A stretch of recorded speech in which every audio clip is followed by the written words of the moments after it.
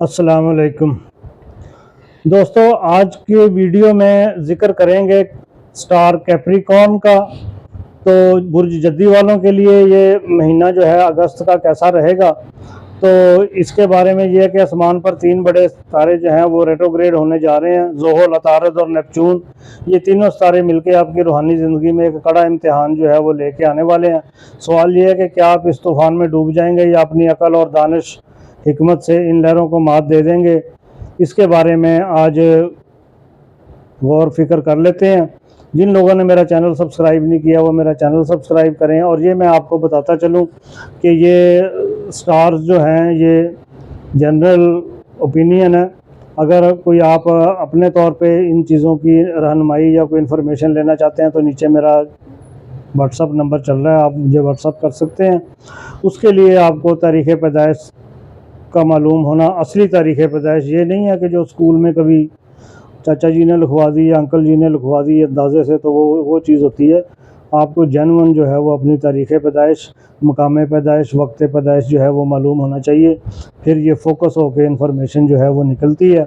जोल जो है वो सैटर्न, वो आपका हुक्मरान सितारा है। ये रेट्रोग्रेड में होने की वजह से फ़ैसलों में ताख़ीर और आप पर दबाव लेकर आएगा। ज़ाहिर है फिर प्रेशर ही आता है, जब फ़ैसलों में ताख़ीर होगी तो फिर बंदा माइंड पे प्रेशर आता है। अतारद मरकरी जो है वो उसका रेट्रोग्रेड जो है वो माली और कारोबारी मामलात में कन्फ्यूजन पैदा कर सकता है।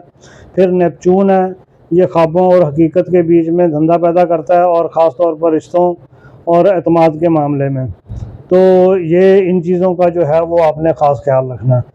अब कुछ इसमें से पॉजिटिव चीज़ें भी निकाल सकते हैं, कुछ नेगेटिव चीज़ें भी निकाल सकते हैं। अब अच्छी बातें ये हैं कि पुराने मंसूबे जो हैं वो दोबारा ज़िंदा करने का मौका है। कोई चीज़, कोई फ़ैसला आपने छोड़ा हुआ हो पेंडिंग, तो उसको आप शुरू कर सकते हैं। पुरानी गलतियों से सीख के आगे बेहतर तरीके से बढ़ने का वक्त जो है ये बेहतरीन है।